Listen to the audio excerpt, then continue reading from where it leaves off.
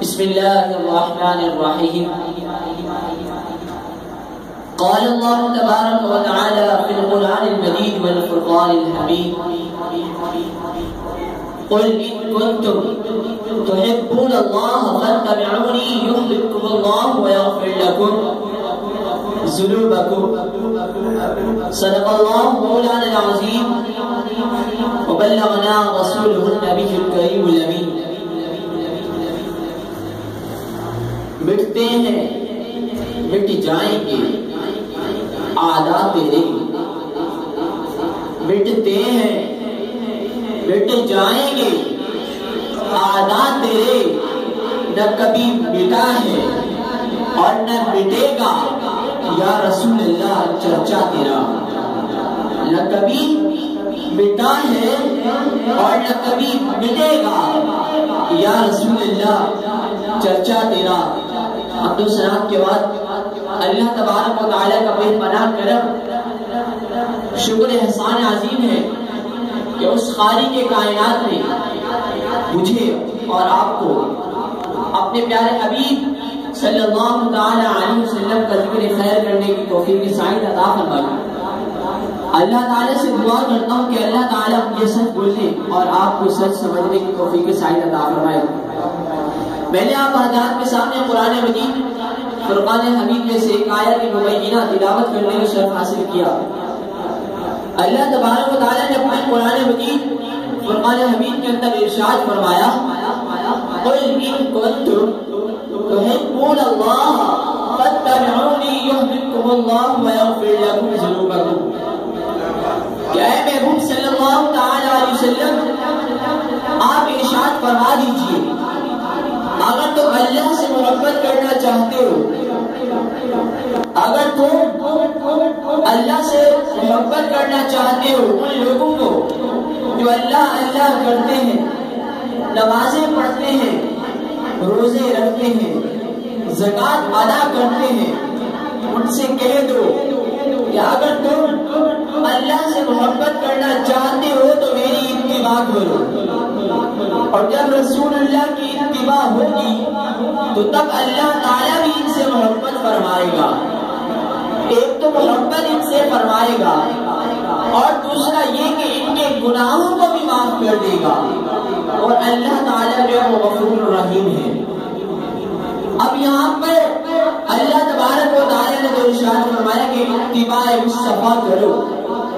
اب اتباع کیسی ہونی چاہیے؟ اتباع مصطفیٰ مولا علی نے بھی کری تھی، اور ایک اتباع مصطفیٰ آج ہمارے ممتاز حسین قادری نے بھی کری ہے. مولا علی نے اتباع کیسے کری؟ رسول اللہ صلی اللہ تعالی علیہ وسلم نماز عصر پڑھ کر مولا علی کی زان و مبارک کے اندر سر رکھ کر آرام فرما رہے ہیں. سورج جا رہا ہے، چلا گیا. مولا علی نے نماز عصر ابھی تک ادا نہیں فرمائی. اب مولا علی کو اس بات کا دکھ ہوا کہ میری نماز رہ گئی ہے. انہوں نے رسول اللہ کو بیدار نہیں کیا کہ کہیں رسول اللہ کے آرام کے اندر خلل نہ آ جائے. جب رسول اللہ کو انہوں نے بیدار نہیں کیا، نماز عصر کا وقت چلا گیا. اب آنسو نکلے، رسول اللہ کے گالے مبارک پڑ پڑے. میرے آقا کی آنکھ کھلی اور فرمایا کہ اے علی روتے کیوں ہو؟ عرض کی یا رسول اللہ نماز نہیں پڑھی اس لیے دکھ ہو رہا ہے کہ آج علی کی نماز رہ گئی. میرے آقا نے فرمایا کہ اے علی ادا چاہتے ہو یا قضا چاہتے ہو؟ سبحان اللہ. میرے آقا نے فرمایا کہ اے علی ادا چاہتے ہو یا قضا چاہتے ہو؟ مولا علی فرماتے ہیں یا رسول اللہ ہو علی اور اس کی نماز قضا ہو. اب میرے آقا نے دعا کے لیے ہاتھ اٹھائے اور عرض کی یا اللہ علی تیرے اور تیرے رسول کی اطاعت میں تھا. تو وہاں پر رسول اللہ کے زان مبارک، رسول اللہ مولا علی کے زان مبارک کے اندر آرام فرما رہے ہیں. اور حضور نے ارشاد فرمایا اے علی، یا اللہ علی جو ہے تیرے اور تیرے رسول کی اطاعت میں تھا، تو اس کی خاطر سورج کو دوبارہ پلٹا دے۔ تو مولا علی نے ثابت کر دیا کہ میں وہ علی ہوں یا رسول اللہ، نہ آپ کو چھوڑ کر اثر پڑھوں گا، نہ آپ کو چھوڑ کر کوئی اور کام کروں گا۔ وہ تو کوئی اور لوگ ہوں گے جو آپ کے علاوہ اور کام کرتے ہوں گے۔ جب مولا علی نے نماز اثر نہیں پڑھی، میرے آقا نے دعا فرمائی۔ اب نماز بھی دیکھیے کون سی، وہ نماز اس کے بارے میں قرآن مجید فرمان حبیب کے اندر ارشاد ہوا کہ حافظوا علی الصلوات والصلاۃ الوسطی، کہ اپنی نمازوں کی حفاظت کرو، خاص طور پر عصر کی نماز کی۔ اور وہی نماز مولا علی نے رسول اللہ پر قربان کری۔ میں یہ اتباع کا بتا رہا ہوں کہ اتباع ہوتی کیا ہے۔ اب وہی نماز مولا علی نے رسول اللہ پر قربان کر دی۔ رسول اللہ نے دعا فرمائی کہ یا اللہ علی تیرے اور تیرے رسول کی اطاعت میں تھا، اس کی بھی سورج کو پلٹا دے۔ اب اعلیٰ حضرت نے کیا حکم فرمایا؟ مولا علی کے لیے سورج کو تو پلٹا دیا گیا، لیکن اعلیٰ حضرت فرماتے ہیں کہ مولا علی نے باری تیری نیند پر نماز، اور وہ بھی نماز عصر جو سب سے اعلیٰ قدر کی ہے۔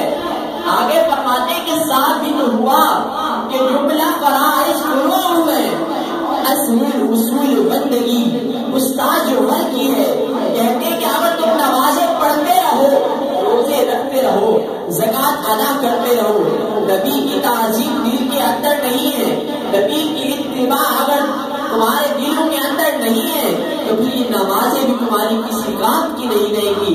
کیونکہ قرآن نے خود ارشاد فرمایا تؤمنوا باللہ ورسولہ وتعزروہ وتوقروہ وتسبحوہ بکرۃ وعصیلا، کہ ایمان لاؤ اللہ پر اور اس کے رسول پر۔ جب ایمان لے آؤ اللہ پر اور اس کے رسول پر، تو پھر کیا کرو؟ میرے نبی کی تعظیم کرو، پھر میرے نبی کی تعظیم کرو، اس کے بعد میرے نبی کی توقیر کرو، اور اس کے بعد پھر رب کی تسبیح بیان کرو۔ تو اللہ تبارک و تعالی نے ارشاد فرما دیا کہ پہلے میرے نبی کی تعظیم کرو، اس کے بعد توقیر کرو، اور پھر رب کی تسبیح بیان کرو۔ اب مولا علی کون تھے؟ خیبر کا موقع آتا ہے، رسول اللہ نے رات میں اعلان فرمایا کہ میں کل علم اس کے ہاتھ میں دوں گا، یعنی جھنڈا، اسلام کا جھنڈا کل اس کے ہاتھ کے اندر دوں گا، کہ جس کے ہاتھ کے اندر اللہ نے فتح رکھی ہے۔ اور وہ کون ہے؟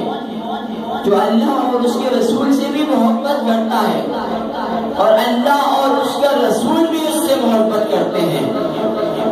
یہ تو سارے جانتے ہیں کہ ہم اللہ اور اس کے رسول سے محبت کرتے ہیں، یہ تو سارے صحابہ کو معلوم تھا۔ لیکن جو دوسری بات کہی کہ اللہ اور اس کا رسول بھی اس سے محبت کرتا ہے، اب جب صبح ہوئی تو سارے صحابہ سوچتے تھے کہ شاید کل میں وہی ہوں کہ جس کے بارے میں میرے آقا نے خوشخبری دی ہے، کہ جس کے ہاتھ میں اللہ نے فتح رکھی ہے۔ لیکن جب صبح کا وقت ہوا تو حضور علیہ الصلوۃ والسلام نے اعلان فرمایا کہ این علی، علی کہاں ہے؟ صحابہ نے عرض کی یا رسول اللہ، حضرت علی کی آنکھوں میں تکلیف ہے۔ اور رسول اللہ نے فرمایا کہ مولا علی کو لایا جائے، کیونکہ ساری کائنات، ساری دنیا میرے پاس آتی ہے، میں کسی اور کے پاس کیوں بھیجوں؟ رسول اللہ کی بارگاہ میں مولا علی کو لایا گیا۔ میرے آقا نے اپنا لعاب دہن مولا علی کی آنکھوں پر لگایا۔ اب مولا علی فرماتے کہ میری آنکھیں ایسی ہوئی کہ مجھے محسوس ہی نہیں ہو رہا تھا کہ میری آنکھوں کے اندر کوئی تکلیف ہے۔ یہ میرے آقا کے لعاب دہن کی برکت ہے۔ اب جب خیبر کا موقع آتا ہے، آپ جاتے ہیں میدان کے اندر، سامنے آتا ہے مرحب نامی شخص، وہ کہتا ہے کہ تیرا نام کیا ہے؟ مولا علی فرماتے ہیں کہ میرا نام میری ماں نے حیدر رکھا ہے، یہ کیوں نہیں کہا کہ مجھے علی کہتے ہیں؟ یہ کیوں نہیں کہا کہ میرا نام ابو تراب ہے؟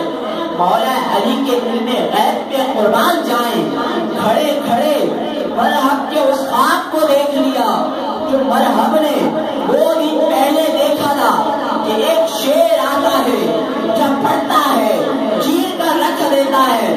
مولا علی فرماتے ہیں کہ اے مرحب تیار ہو جا، وہ حیدر آ گیا ہے آج۔ مرحب تیار ہو جا، وہ حیدر آ گیا ہے۔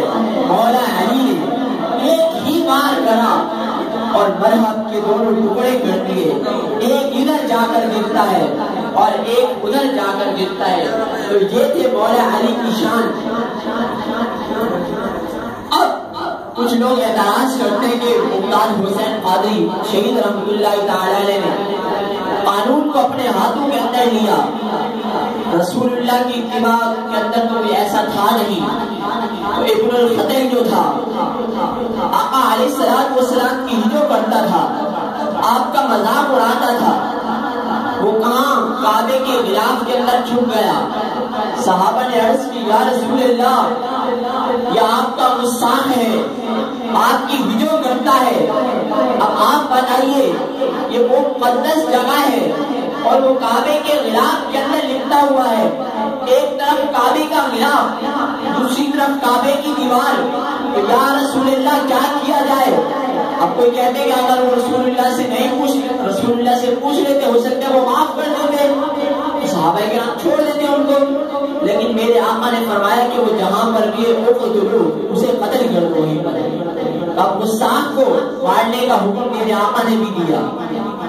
اب میرے آقا علیہ الصلوۃ والسلام نے جب دین کا کام شروع کیا تو اس وقت کے لوگوں کو، کفار جو تھے، ان کو تکلیف ہوئی کہ یہ کیا ہوتا جا رہا ہے، لوگ چوک در چوک اسلام میں داخل ہوتے جا رہے ہیں، مسلمان ہوتے جا رہے ہیں، اسلام بڑھتا چلا جا رہا ہے۔ ابو جہل اور ابو لہب کی میٹنگ ہوتی ہے دارالندوا کے اندر، میٹنگ کرتے ہیں کہ کہیں ایسا کرتے ہیں کہ محمد رسول اللہ صلی اللہ تعالی علیہ وسلم کو معاذ اللہ قتل کر دیا جائے۔ ابو لہب کہتا ہے کہ اگر ہم نے اس کو قتل کر دیا تو یہ 2 فرقوں کے اندر، 2 برادری کے اندر ایک فساد، ایک جنگ چھڑ جائے گی جو کہ چلتی رہے گی۔ ایسا کرتے ہیں کہ کوئی تیسرا شخص بلواتے ہیں جو اس مکے کا نہ ہو بلکہ کہیں دور سے آیا ہو۔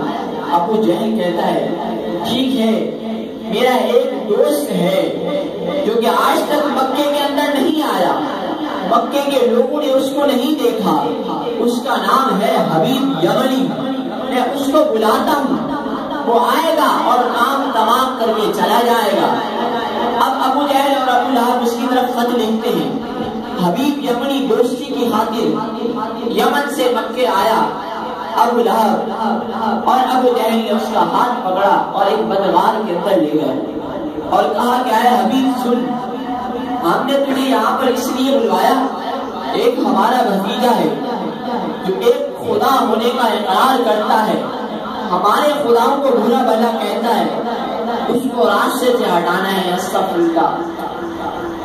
حبیب یمنی کہتا ہے ٹھیک ہے، چھڑا دے دینا، میں کام تمام کر کے آ جاؤں گا، مجھے بتا دینا کہ کون سا شخص ہے وہ۔ ابو لہب کہتا ہے کہ اے حبیب تم مصطفیٰ کو قتل تو کرنے جا رہے ہو، مگر ایک بات یاد رکھنا، تم مصطفیٰ کے چہرے کو نہ دیکھنا، مصطفیٰ کے چہرے کو نہ دیکھنا، کیونکہ جو ان کے چہرے کو دیکھتا ہے وہ بھی اسلام قبول کر لیتا ہے۔ حبیب یمنی کہتا ہے عجیب بات ہے، چہرہ دیکھو مذہب تبدیل ہو جائے۔ اور حضرت عبداللہ بن سلام فرماتے ہیں جو کہ یہودیوں کے اس وقت کے بہت بڑے عالم تھے، وہ کہتے ہیں کہ جب میں نے آقا علیہ السلام کا پہلی دفعہ چہرہ انور دیکھا تو میں سمجھ گیا کہ کسی جھوٹے کا چہرہ نہیں ہے، کہتے ہیں میں چہرہ دیکھتے ہی مسلمان ہو گیا، یہودیوں کے عالم۔ تو حبیب یمنی نے کہا کہ ابو جہل نے کہا حبیب یمنی کو کہ حبیب تم مصطفیٰ کو قتل تو کرنے جا رہے ہو، لیکن تم مصطفیٰ کی چہرے کو نہ دیکھنا، کیونکہ جو ان کے چہرے کو دیکھتا ہے وہ بھی اسلام قبول کر لیتا ہے۔ اتنی ہی دیر کے اندر ابو لہب نے 2 روئیاں بنائی، حبیب یمنی کے کانوں میں رکھنے والا۔ حبیب یمنی نے ہاتھوں کو پکڑا اور کہا کہ ابو لہب یہ کیا کر رہے ہو؟ ابو لہب نے کہا کہ اے حبیب تم مصطفیٰ کو قتل تو کرنے جا رہے ہو، مگر ایک بات یاد رکھنا، تم مصطفیٰ کی آواز کو بھی نہ سننا، کیونکہ جو ان کی آواز کو سنتا ہے وہ بھی اسلام قبول کر لیتا ہے۔ کیا جو ان کی آواز کو سنتا ہے وہ بھی اسلام قبول کر لیتا ہے؟ حبیب یمنی نے کہا ٹھیک ہے، دوستی کی خاطر میں چہرہ دیکھوں گا نہ آواز سنوں گا، تمہارے لیے دوستی کی خاطر اس بندے کو قتل کر کے آؤں گا، بس مجھے بتا دو وہ ہے کون؟ ابو جہل اشارہ کرتا ہے، میرے اور آپ کے پیارے حبیب صلی اللہ تعالی علیہ وسلم کعبۃ اللہ شریف کا طواف کر رہے ہیں، بلیک امامہ شریف پہنا ہوا ہے، کالی کملی پہنی ہوئی ہے۔ ابو جہل کہتا ہے کہ اے حبیب دیکھو وہ جو کعبے کا طواف کر رہا ہے نا اس کو قتل کر کے آنا ہے، معاذ اللہ استغفر اللہ۔ حبیب یمنی بغل کے اندر چھرا لے کر نکلتا ہے، میرے اور آپ کے پیارے آقا صلی اللہ تعالی علیہ وسلم طواف کر رہے ہیں، حبیب یمنی پیچھے، میرے آقا آگے آگے۔ میرے آقا فرماتے ہیں کہ اے حبیب کیسے آنا ہوا؟ ابھی تک گردن نہیں گھمائی، چلتے چلتے پوچھا اے حبیب کیسے آنا ہوا؟ میرے مصطفیٰ کا علم غیب بھی دیکھی۔ میرے آقا فرماتے کہ جس طرح میں آگے دیکھتا ہوں میں اسی طرح پیچھے بھی دیکھتا ہوں۔ رسول اللہ نے فرمایا کہ اے حبیب کیسے آنا ہوا؟ عرض کی محمد طواف کرنے آیا ہوں۔ میرے آقا نے فرمایا کیا ابو جہل اور ابو لہب نے تجھے نہیں بلایا؟ علم غیب دیکھیں مصطفیٰ کا۔ حبیب یمنی کہتا ہے میرا ان سے کیا تعلق، میں ان کو نہیں جانتا، انہوں نے مجھے نہیں بلایا۔ اب میرے آقا نے فرمایا کہ اے حبیب یمنی یہ جو تیری بغل کے اندر خنجر ہے، چھرا ہے، کیا انہوں نے کہ تجھے دیکھ کر مجھے قتل کرنے کے لیے نہیں بھیجا؟ اتنا سننا تھا کہ حبیب یمنی وہیں پر گر گئے، زار و قطار رو رہے ہیں۔ ابھی زبان پر محمد محمد تھا، لیکن جب یہ معاملہ دیکھا کہ مسلمانوں کے نبی تو علم غیب کو بھی جانتے ہیں، میری ساری خبروں کو جان لیا، میرے آقا کو کسی نے بتایا نہیں تھا کہ حبیب یمنی آیا ہوا وہ آپ کو قتل کرنے آئے گا، بلکہ نہیں، جب حبیب یمنی نے سارے معاملات دیکھے تو وہیں پر رونے لگ گئے۔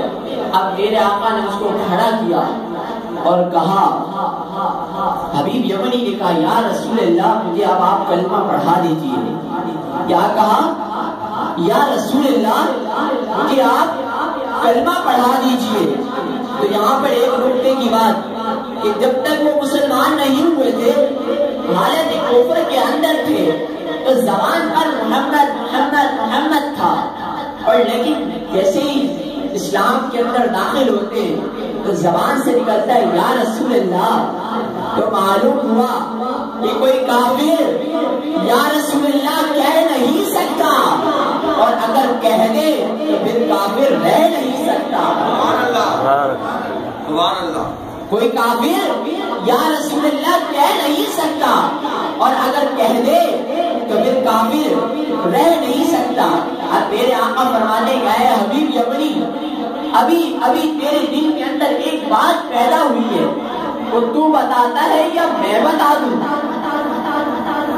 ایک اور بات یہاں پر یاد رکھیے، حضور علیہ السلام کا جو علم غیب تھا وہ عطائی تھا، اللہ تعالی نے آپ کو علم غیب عطا فرمایا، جو قرآن کے اندر موجود ہے، عالم الغیب فلا یظہر علی غیبہ الا احدا، کہ علم غیب تو اللہ تعالی جاننے والا ہے، مگر وہ جس کو چاہتا ہے عطا فرما دیتا ہے۔ تو رسول اللہ کو جو علم غیب تھا وہ عطائی تھا، ما کانا وما یکون کا علم غیب تھا، کہ میرے آقا فرماتے ہیں کہ میں اس شخص کو بھی جانتا ہوں جو سب سے آخر میں جنت میں داخل ہوگا، اور میں اس شخص کو بھی جانتا ہوں جو سب سے آخر میں جہنم سے نکالا جائے گا، میں اس کو بھی جانتا ہوں۔ تو آپ یہ یاد رکھیں کہ حضور علیہ السلام کا جو علم غیب تھا وہ عطائی تھا، کیونکہ قرآن پاک کے نزول کے ساتھ ساتھ مصطفیٰ کا علم غیب بھی بڑھتا گیا۔ اب جب رسول اللہ نے یہ فرمایا کہ اے حبیب یمنی، ابھی ابھی تیرے دل کے اندر یہ بات پیدا ہوئی ہے، تو بتاتا ہے یا میں بتا دوں؟ حبیب یمنی کہتا ہے یا رسول اللہ آپ بتا دیجیے وہ کون سی بات ہے؟ میرے آقا فرماتے ہیں کہ اے حبیب یمنی، تیری ایک چھوٹی سی بیٹی ہے جو نہ بولتی ہے، اس کی زبان تو ہے مگر کام نہیں کرتی، ہاتھ تو ہے مگر حرکت نہیں کرتے، ٹانگیں تو ہیں مگر وہ چل نہیں سکتی۔ تیرے دل کے اندر تیرے دل میں ابھی یہ بات پیدا ہوئی ہے کہ اس کا علاج کیا جائے۔ حبیب یمنی فرماتے ہیں جی ہاں یا رسول اللہ، ابھی میرے دل کے اندر خیال آیا تھا۔ میرے آقا فرماتے ہیں کہ اے حبیب آپ جاؤ یمن کی طرف اور دیکھو، جب آئے تھے تو ان کی وائف کا انتقال ہو چکا تھا، گھر کو کھلا چھوڑ کر آئے تھے، کیونکہ اندر سے کوئی دروازہ کھولی بند کرنے والا نہیں تھا۔ اب جب جاتے ہیں تو کیا دیکھتے ہیں کہ گھر کا دروازہ بند، کھٹ کھٹ دروازہ بجاتے ہیں، اندر سے ایک خوبصورت سی بچی آتی ہے اور وہ حبیب یمنی کہتے ہیں کہ اے بچی تو کون ہے؟ وہ بچی کہتی ہے کہ بابا جان کیا آپ نے مجھے نہیں پہچانا؟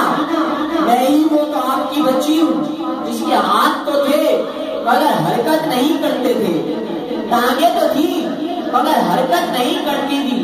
کل کیا ہوا کہ گھر کے اندر کالی کملی والی سرکار آئے کہ جن کے جسم سے اتنی خوشبو تھی جو نہ مشک کے اندر ہے نہ زعفران کے اندر ہے، وہ ایسی خوشبو والے تھے۔ انہوں نے مجھے کہا، پورے سر مبارک سے لے کر پاؤں مبارک تک پورا دست اقدس پھیرا اور کہا کہ اے بیٹی ہم نے تیرے باپ کا علاج مکے میں کر دیا، تیرا علاج کرنا خود یمن میں آ گئے ہیں۔